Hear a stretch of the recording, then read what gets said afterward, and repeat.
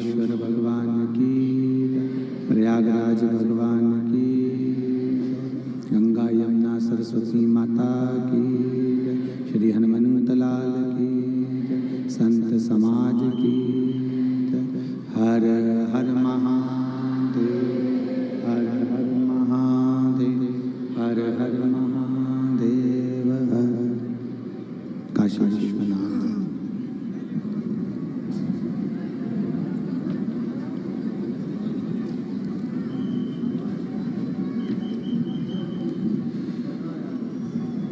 काशी विश्वनाथ ओगरदानी त्रिकालदर्शी कैलाशी अविनाशी भगवान शिव, जिनकी पुनीत पावन शिव महापुराण की कथा माँ गंगा यमुना सरस्वती माता की ये पवित्र पावन भूमि प्रयागराज माघ मेला भगवान शिव की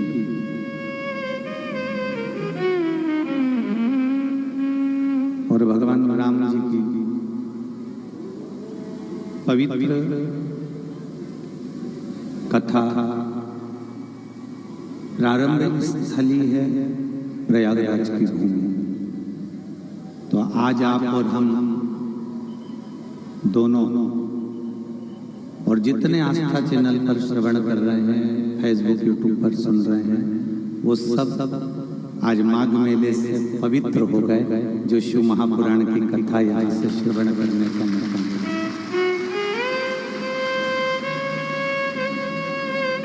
कथा का ये आयोजन पिछले वर्ष भी 5 दिन के अंदर परम पूज्य महामंडलेश्वर सतुआ बाबा जी, श्री संतोष राज महाराज जी, जिन्होंने पिछले वर्ष भी 5 दिन के अंदर आवाज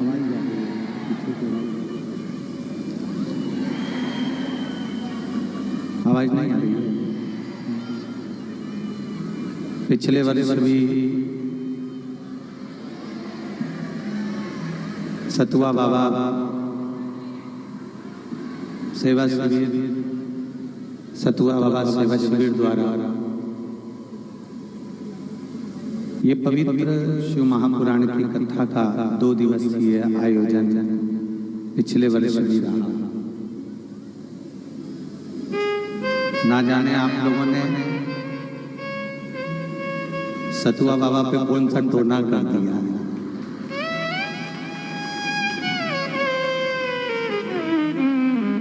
और वो टोने का असर है जो इस वर्ष भी माघ मेले में वो ये 2 दिवसीय शिव चर्चा,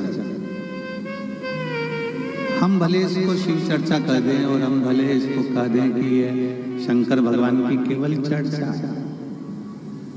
पर प्रयागराज में आए हुए सभी श्रोता भाई बहनों से निवेदन करेंगे, प्रयाग में अगर 2 दिन की कथा क्या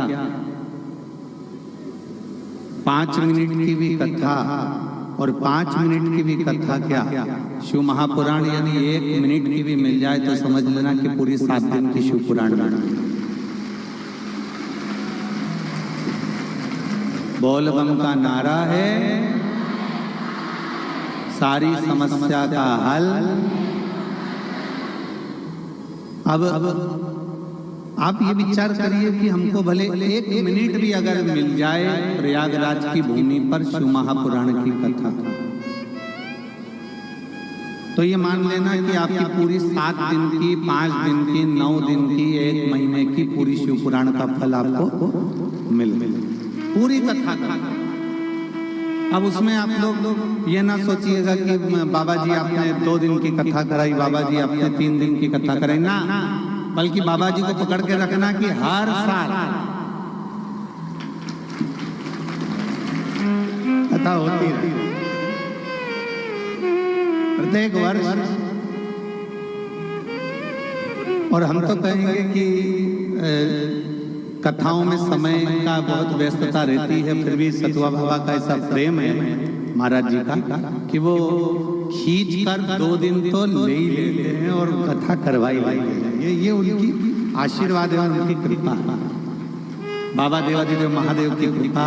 मंच पर विराजमान सभी संत साधु ब्राह्मण बटु ब्राह्मणों के चरणों को प्रणाम करते हुए कल्पवास कर रहे सभी प्रयागराज के कल्पवासी जितने भी यहाँ निवास कर रहे हैं उनके पवित्र पावन चरणों को नमन करते हैं।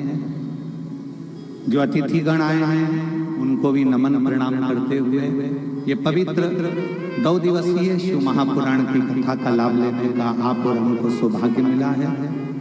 आप और हम इस अवसर का आनंद अपने जीवन को धन धन।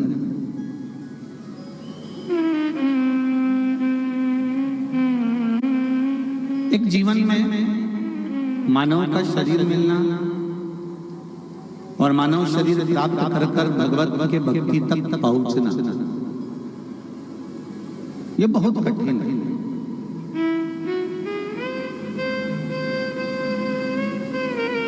हमने पहले भी कथा में कहा कि आप डिग्रियां प्राप्त कर सकते हो, डिग्रियां मिलने में देरी नहीं लगेगी, डिग्री आप प्राप्त कर सकते हो। मेहनत करोगे, परिश्रम करोगे, बहुत अच्छी मेहनत में रहोगे तो ऐसी कोई डिग्री नहीं है जो आपके जीवन में आपको नहीं मिल सकती। आप जितनी मेहनत करोगे उतनी अच्छी डिग्री आपके हाथ में होगी। आपका परिश्रम, आपका कर्म और आपकी मेहनत आपको डिग्री दिला देगा। पर डिग्री मिलने के बाद भी शिव महापुराण की कथा कहती है कि किसी को डॉक्टर की डिग्री मिल गई, किसी को इंजीनियर की डिग्री मिल गई, किसी को सीए की degree. I love setting goals for myself in work and in every other aspect of my life. With Invisalign, I knew what my smile could look like even before I started the treatment, which was very motivating to me. The dentist took me through the digital workflow and how each tooth would be moved into position. Comfort and predictable results are key to my productivity. With Invisalign, I have one less thing to worry about, so I can give my 100% at work. पर पहुंचने के बाद मालूम पड़े degree तो आपके पास में है पर आपकी नम्रता आपके अंदर नहीं है, आपकी विनम्रता आपके अंदर नहीं है, तो वो डिग्री का कोई मूल तत्व नहीं है। शिव महापुराण की कथा भगवान देवादिदेव महादेव कहलाते हैं। भगवान शंकर ब्रह्मा ब्रह्म लोक में रहते हैं, भगवान विष्णु वैकुंठ लोक में रहते हैं, इंद्र इंद्र लोक में रहते हैं, पर भगवान देवादिदेव महादेव कैलाश पर्वत के ऊपर रहते हैं। सारे देवता ऊपर विराज रहे हैं, सारे देवता ऊंचे ऊंचे औहदे पर विराज रहे हैं और उनसे भी ऊंचा जो औहदा है वो मेरे देवादिदेव महादेव का है।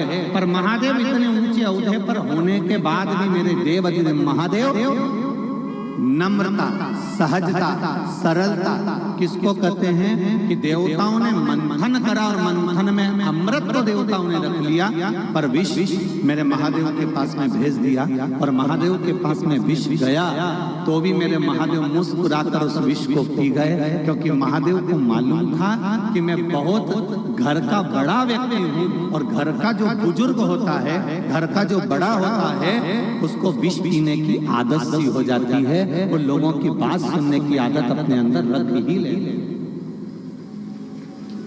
और तेरी कृपा बिना न हिले एक भी अणु लेते हैं श्वास तेरी कृपा से। हे गंगाधार मोक्तिवार ओंकार तू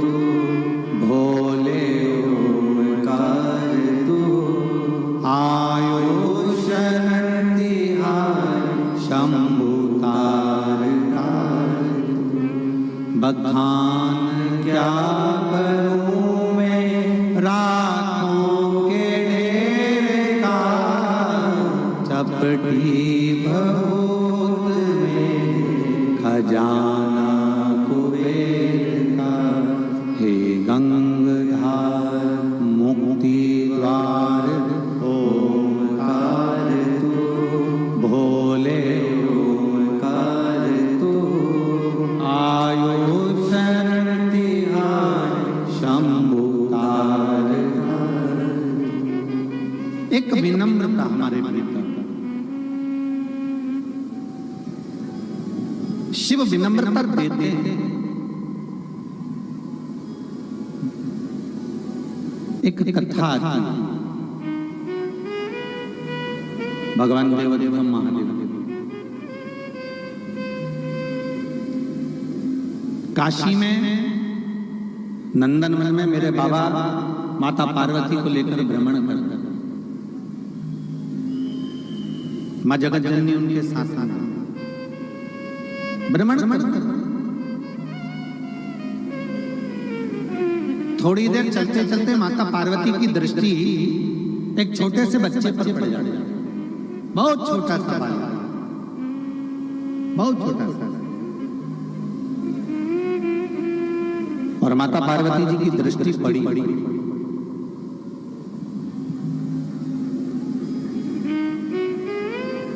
और माता पार्वती जी ने देवादिदेव महादेव से कहा, ये छोटा सा बच्चा अपनी माता पिता के हाथ को छोड़कर ये भटक गया है। तो पार्वती जी ने भगवान देवादिदेव महादेव जी से कहा कि आपका और हमारा फर्ज है कि इस बच्चे का हाथ पकड़कर हम इसके माता पिता के पास तक पहुंचा दें। अगर ये बालक भटक गया है तो इस बालक को हाथ पकड़कर हम इसके माता पिता तक पहुंचाएं, ये हमारा फर्ज है। माता पार्वती जी ने जब भगवान देवादिदेव महादेव से कहा, भगवान शिव जी से जब कहा, बाबा देवादिदेव महादेव कुछ देर के लिए मौन हो गए, चुप, एकदम उनके कोई शब्द नहीं निकलते।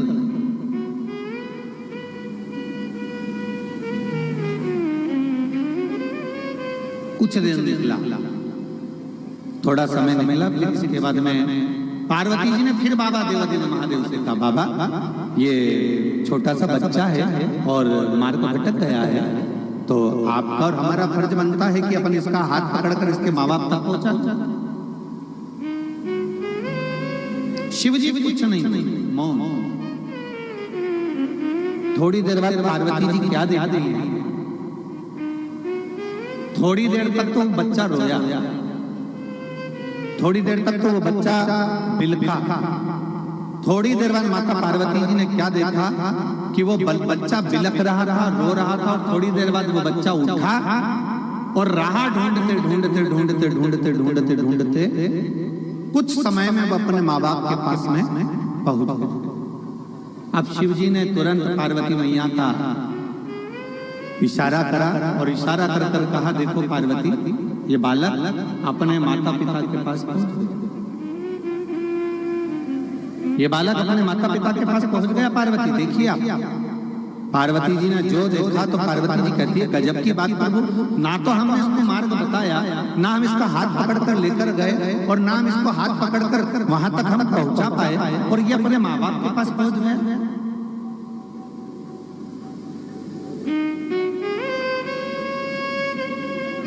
शिव कह रहा है, पार्वती दो चीजें प्रत्येक मनुष्य को जन्म देने से पहले महादेव जी कहते हैं, दो चीजें प्रत्येक मानव की देह में हम डालकर भेजते हैं। दो चीजें महादेव जी कहते हैं हम अपने संसार में जन्म लेने वाले उस मनुष्य के हृदय में, मनुष्य के चित्त में, मनुष्य की वृत्ति में, मानव के जीवन में दो चीजें हम डालकर भेजते हैं। एक, अपनी मंजिल तक कैसे पहुंचेगा ये उसमें हम देकर भेजते हैं, और उसको कहते हैं हमारी भाषा में टैलेंट। एक ऐसा हुनर, ऐसा टैलेंट परमात्मा देकर भेजता है कि आप उस टैलेंट के बल पर, आप अपने हुनर के बल पर, आप अपनी योग्यता के बल पर, आप अपने कर्म के बल पर, आप अपनी विद्वत्ता के बल पर आप उस मंजिल तक पहुंच सकते हो जहां तक आपको जाना है। और शिव जी कहते हैं पार्वती, दूसरा प्रत्येक मानव की देह में भेजकर भेजता हूं भक्ति, कि वो अगर हृदय से भक्ति को धारण करेगा तो मुझ तक पहुंच जाए। एक मंजिल तक पहुंचना और एक परमात्मा तक पहुंचना, ये दो चीजें परमात्मा देकर भेजते हैं।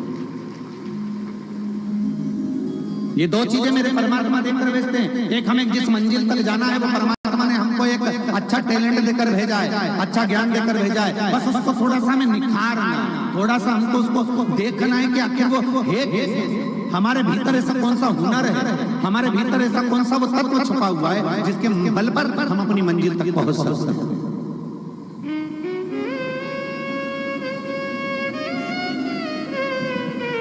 ए मेरी प्रयाग की जीजियों और मेरे प्रयाग के जी जाओ, एक बात बताओ, गाड़ी कहाँ छोड़ी तुम लोगों ने? यहाँ से 1-2 किलोमीटर दूर तो छोड़ी होगी ना? जम के तो बोलो, छोड़ी ना? ठीक है। वहां से यहाँ तक कैसे आया है? पैदल।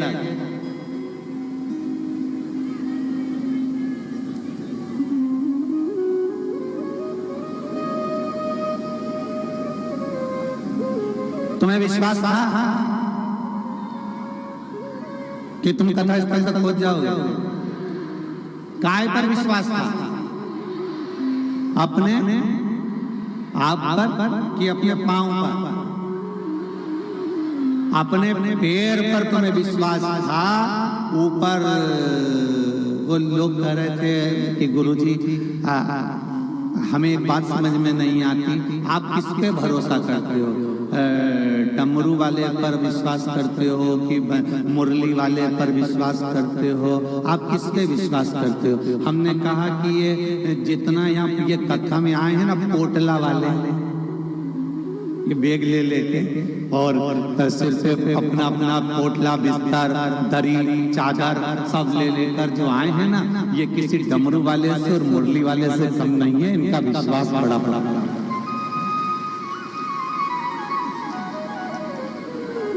अभी हम देख रहे थे बाबा जी जब साथ में आ रहे थे, सतुआ बाबा जी, तो हमारे साथ में आते आते सतुआ बाबा जी बड़े प्रसन्न चित्त में, देखो महाराज ये देखो बैग लेकर जा रहे हैं। वो माता चली जा रही बैग लेते, उधर साइड में भंडारा चल रहा था, इस हाथ में खिचड़ी, इस हाथ में बैग,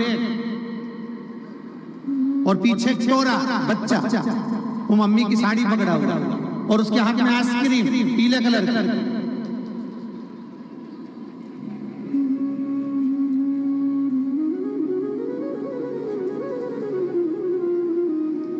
और बच्चा रोता रोता आइसक्रीम भी खा रहा है।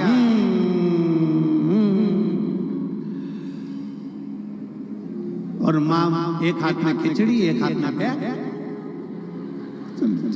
चलिए, अब वो सतुआ बाबा जी बड़े खुश होते हुए, महाराज कितना सुंदर दृश्य है कि एक तरफ तो भगवान शिव के प्रति का विश्वास है, एक तरफ तो भगवान शंकर के प्रति इनका भरोसा है, और दूसरी तरफ अपने बच्चे को भी साथ लेकर और हाथ में खिचड़ी और बैग साथ में लेकर भगवान शंकर की ओर बढ़ते चले जा रहे हैं। हमने सतुआ बाबा जी से कहा कि जितना जितना ये शिव की ओर बढ़ रहे हैं, उतना उतना देवाधिदेव महादेव उनकी ओर बढ़ रहे हैं, शिव की ओर। और खाली ना जाता कोई दर से तुम्हारे, खाली ना जाता कोई दर से तुम्हारे, मैं भी खड़ा हूँ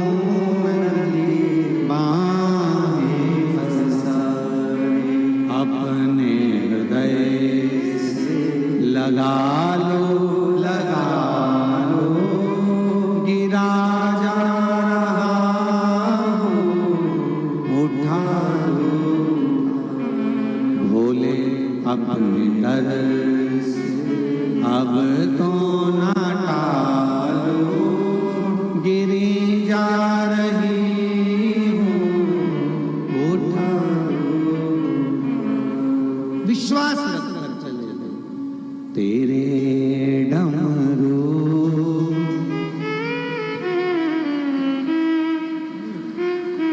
आता है सबको?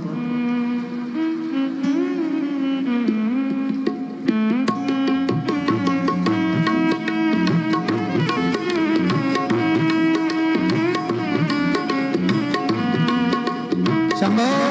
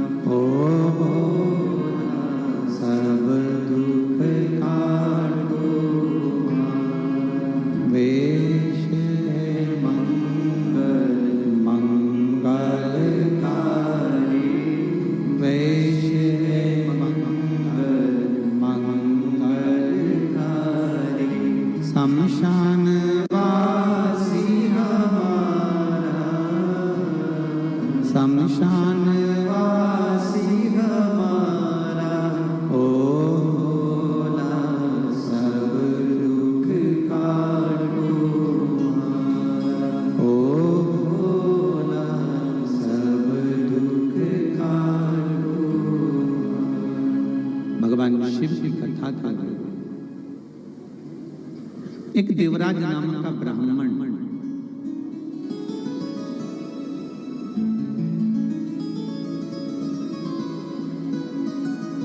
अपने ब्राह्मण कर्म को छोड़कर गलत कर्म में लग जाता, चोरी का धन लेकर शिवालय में पहुंच जाता। शिव महापुराण की कथा में आप लोगों ने श्रवण किया है कि अब कैसे भी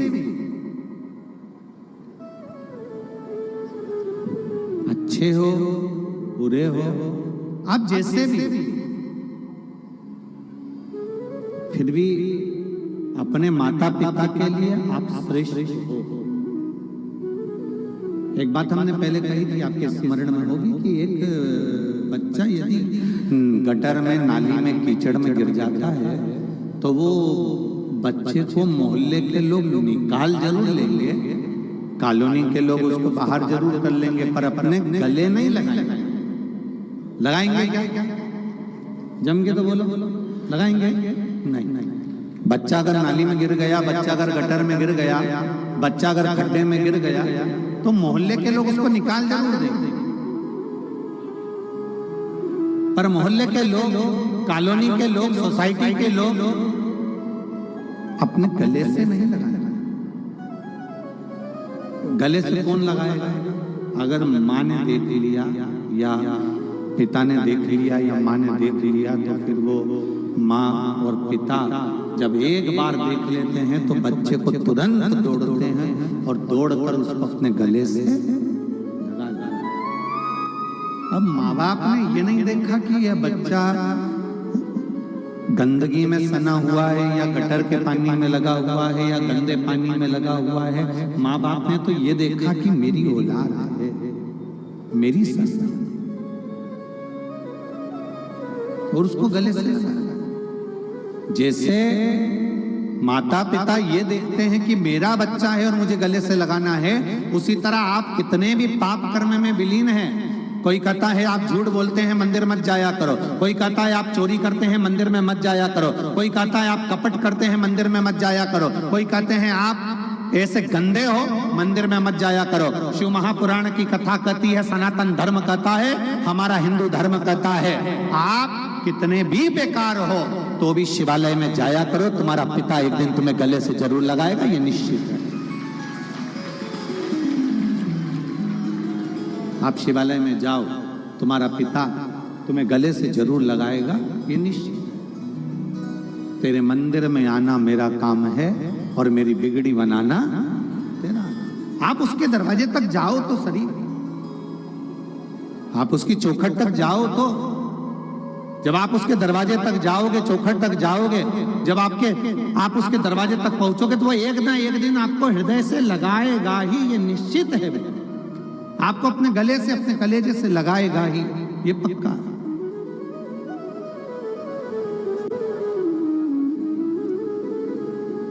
और शंभु शरणे बड़ी मांगू घड़ी घड़ी दुख काटो दया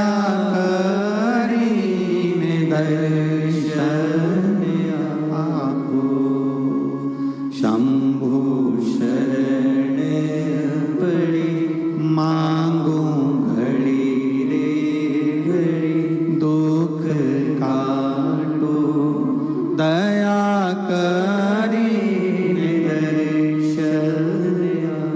अब जाओगे तो उस शरण मिलेगा ही। देवराज को देखो, चोरी का धन हाथ में और चोरी का धन लेकर, चोरी के धन को लेकर वो शिवालय में पहुंच जाता। आप कैसे भी जाओ, उसके करीब में पहुंचो तो, आप उसके नजदीक में जाओ तो। चोरी का धन लेकर देवराज पहुंच गया भगवान शंकर के शिवालय में, क्योंकि उसके शरीर में ताप पड़ रहा है, उसके शरीर में कष्ट पड़ रहा है,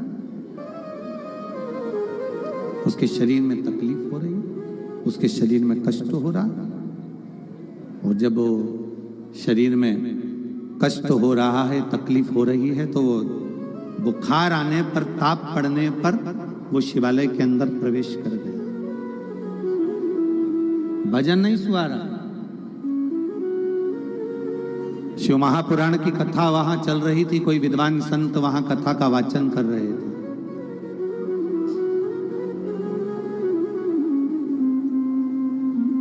कोई विद्वान संत वहां कथा का वाचन कर रहे थे, जिस शिवालय में देवराज भगवान शंकर के उस शिवालय में जो चोरी का धन लेकर पहुंचा था, वहां पर कथा चल रही थी और कोई महादेव की जय जय घोष कर रहे थे, हार हार। अब जैसे जैसे महादेव का जय घोष होता तो देवराज को बड़ा गुस्सा आता, देवराज को बड़ा क्रोध कि बताओ, मेरे शरीर में ताप पड़ रहा है, मेरे शरीर में कष्ट पड़ रहा है, मेरे शरीर में तकलीफ हो रही है, और ये हर हर महादेव का, इसको तो समझ में ही नहीं आ रही।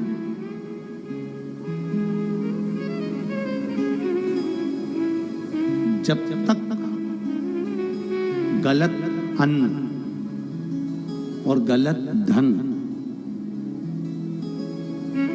तीन चीजें हैं, बहुत सावधानी से सुनिएगा। गलत अन्न, गलत धन और गलत नारी का संग जिस व्यक्ति के साथ होता है, उसको कभी सत्संग, भजन, कीर्तन, तीर्थ, संत, साधु या भगवान का नाम उसको सुहाता नहीं, सुहाता ही नहीं। कौन कौन? पहला, गलत अन्न, गलत धन और गलत नारी का संग। आपको भगवान, अगर आप गलत अन्न ग्रहण कर रहे हैं तो भगवान की शरणागति आपको ठीक नहीं लगेगी। आप सियोर वाला महाराज कितना भी बोल ले, साधु संत सन्यासी तपस्वी साधक उपासक कितना भी वर्णन कर दें, ब्राह्मण जन कितना भी वर्णन कर दें, आपको संत की वाणी, गुरु की वाणी अच्छी नहीं लगेगी। दूसरा, गलत धन अगर आपके पास में आ रहा है तो आप, जब आपके पास में धन बढ़ता है, सत्ता बढ़ती है, वैभव बढ़ता है, तो आपको पहले भी कथा में कहा कि आपके तीन मित्र बन जाते हैं। पहला ताली, प्रशंसा करने वाले, दूसरा थाली, होटल में खिलाने वाले, और तीसरा प्याली, मैं खाने में पिलाने वाले, ये बढ़ जाते हैं।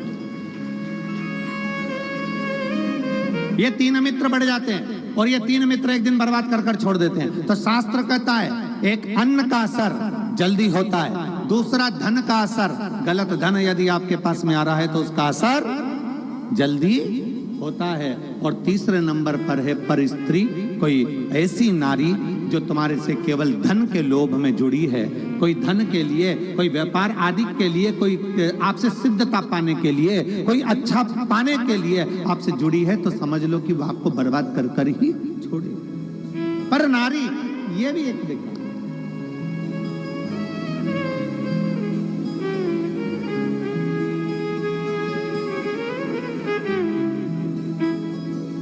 कई लोगों को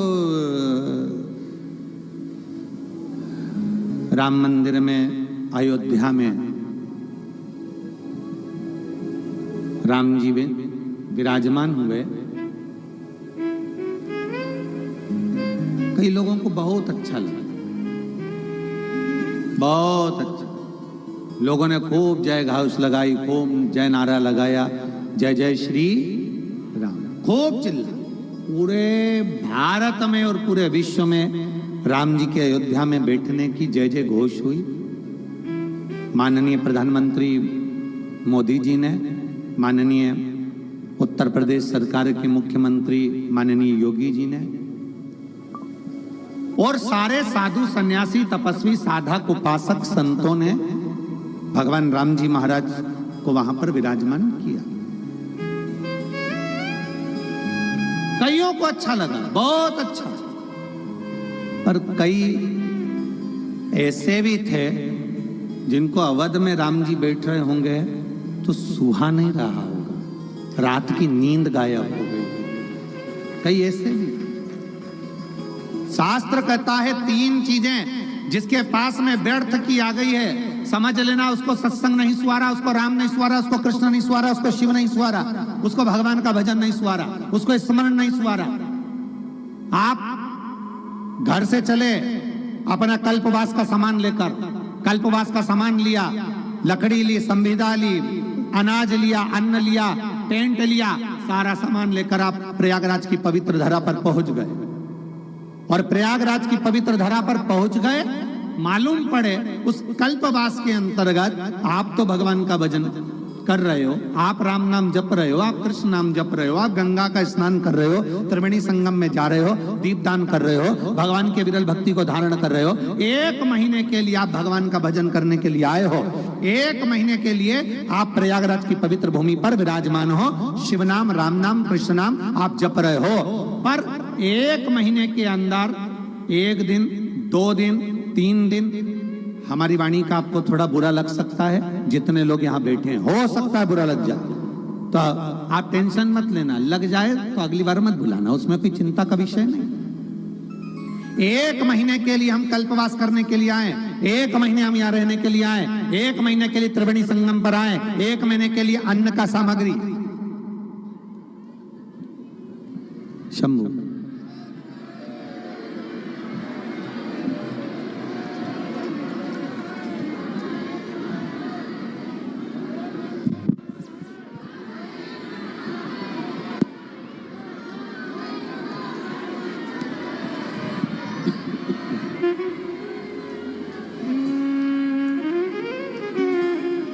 1 महीने के लिए हम कल्पवास करने के लिए आए हैं, 1 महीने के लिए हम अन्न की सामग्री लेकर आए हैं, 1 महीने के लिए हम सारी सामग्री को जुटाकर लेकर यहाँ पहुंचे हैं। 1 महीने। अब जरा विचार करिए,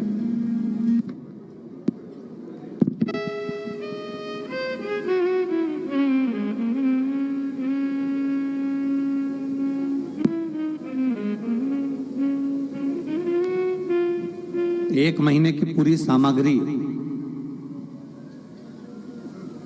1 महीने का पूरा सामान लेकर हम यहां पहुंचे। थोड़ा ध्यान देना, आपसे पूछ रहे हैं क्या पूरा 1 महीना में 2 या 3 दिन, 4 दिन, 1 दिन, 1 घंटा, आधा घंटा, 15 मिनट, 20 मिनट, पूरे महीने में 1-2 दिन ऐसे निकलते हैं जो 1-2 दिन हमारा मन कल्पवास में हम रह जरूर रहे होते हैं, पर उस महीने भर में से 2 दिन ऐसे निकलते हैं जिसमें हम भगवान से अपने दिल को जोड़ नहीं पाते हैं। पूरे महीने आप कल्पवास कर रहे हैं, आप रह रहे हैं, आप गंगा त्रिवेणी का स्नान कर रहे हैं, आप राम नाम, कृष्ण नाम, शिव नाम जप रहे हैं, आप साबुन का त्याग कर दिए, आपने बहुत सारी वस्तुओं का त्याग कर दिया, आपने पलंग का त्याग कर दिया, आप जमीन का शयन कर रहे हैं, भूमि का शयन कर रहे हैं, आप कल्पवास का निवास कर रहे हैं, पर उस पूरे महीने में 1 या 2 दिन, 3 दिन ऐसे निकलते हैं जिस 3 दिन में हमारा चित्त, हमारा मन, हमारा दिल भगवान से थोड़ा सा दूर हो जाता है। हम घबराते हैं, मैं यहाँ तो भजन करने आई थी, मैं यहाँ कथा सुनने आई थी, मैं तो यहाँ प्रयागराज की धरा पर शिव महापुराण की 2 दिवसीय कथा सुनने आई थी, ऊपर से मुझे धूप सता रही है, ऊपर से मालूम पड़े मुझे भूख भी लग रही है, ऊपर से मुझे प्यास भी लग रही है। अर्थात कब तक सताएगी, कब तक सता रही होगी? जब आपके भीतर आपको 2 दिन 3 दिन ऐसा लगेगा कि मेरा मन भगवान में नहीं लग रहा, आप बेचैन होंगे, तब आपको लगना चाहिए कि मैंने पूर्व में कोई अन्न ऐसा ग्रहण करा होगा, मैंने पूर्व में मेरे पास ऐसा कोई धन आया होगा जिस धन का उपयोग मैंने करा होगा, इसलिए 2 या 3 दिन मेरा कल्पवास में मन नहीं लगा, मेरा कथा में मन नहीं लगा, मेरा सत्संग में मन नहीं लगा, मैंने कोई धन या अन्न ऐसा ग्रहण कर लिया हो जिसका मुझे इसका फल मुझे प्राप्त नहीं हो रहा। पर धीरे धीरे धीरे धीरे धीरे धीरे आपका मन जब भगवान की कथा में रम जाए, लगने लगे कि हाँ मुझे कथा का रसतत्व ग्रहण करना है, 2 दिन मुझे कथा का। यहाँ एक बहन बैठी है जिसने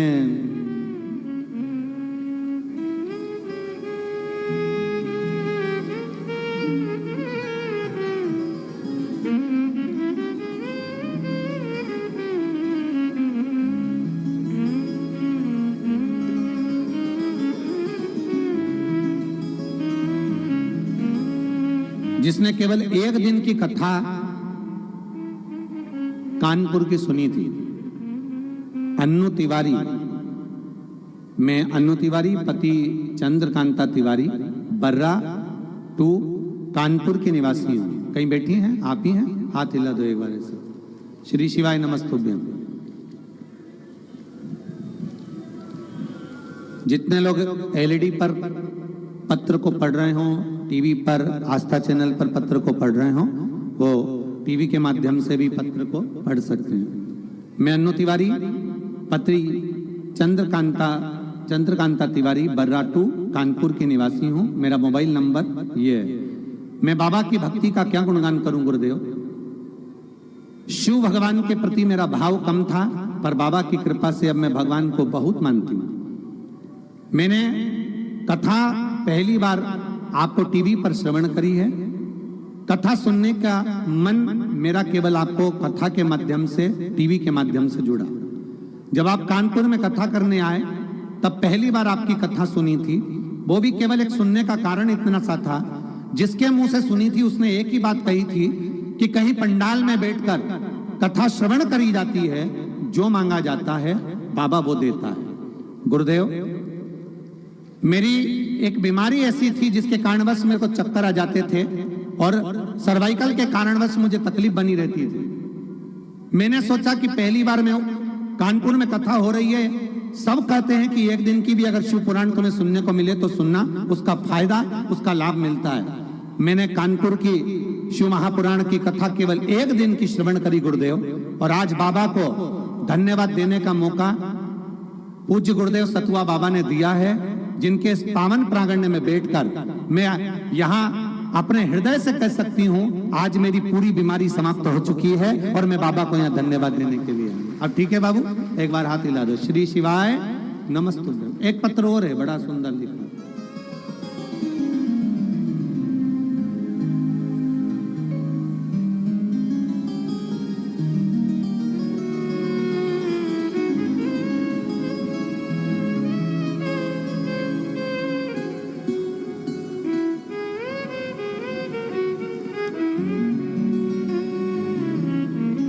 मेरा नाम ज्योति उमर वैश्य, पिता स्वर्गीय पवन कुमार उमर वैश्य, माँ फूलकली उमर वैश्य, उम्र है 23 साल। कहीं बैठी हो तो हाथ हिला सकती हैं। आप ही हैं बेटा? श्री शिवाय नमस्तुभ्यम। आपने इसमें एक बेलपत्र मांगा है, पर बेलपत्र यहाँ है क्या बाबू? आजा आजा, ले जा एक बेलपत्र, जा। गुरुदेव, शायद मेरे बराबर जीवन में कोई ने संघर्ष नहीं करा होगा। मेरी तबीयत बहुत खराब हो गई थी। डॉक्टरों को दिखाया तो कोई कहता था निमोनिया है,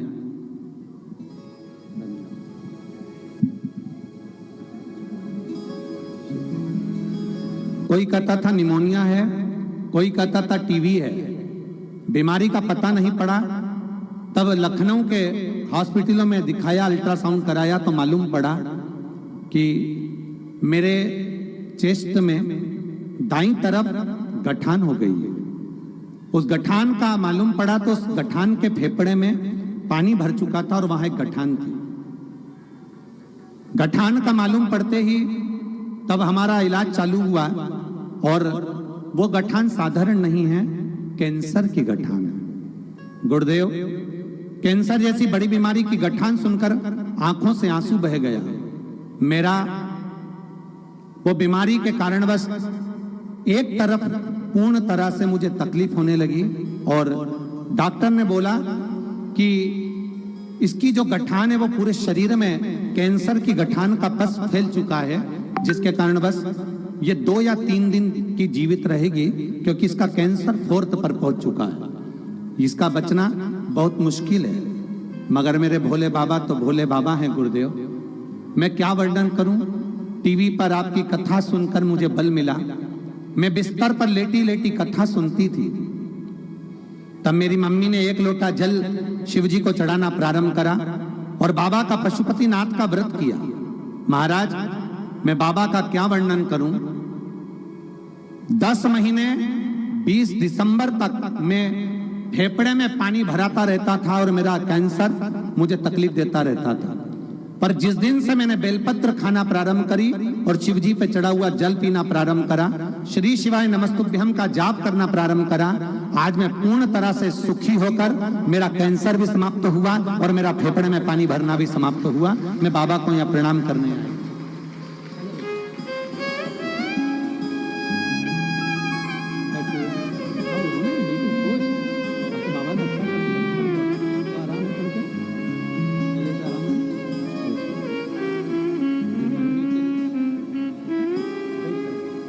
आंखों का स्पोर्ट सब बंद, ठीक है शंभु। और तेरी कृपा बिना न हिले एक भी अणु, लेते हैं श्वास तेरी कृपा से करो करो। हे गंगाधार मुक्ति द्वार ओमकार बोले ओमकार आयो शरण तिहार शंभु। आप कैसे भी हो, कैसे देवराज चोर चोरी कर दिया, चोरी का धन लेकर शिवजी के मंदिर में पहुंच गए, चोरी का धन लेकर भगवान शंकर के मंदिर में पहुंचा। और जब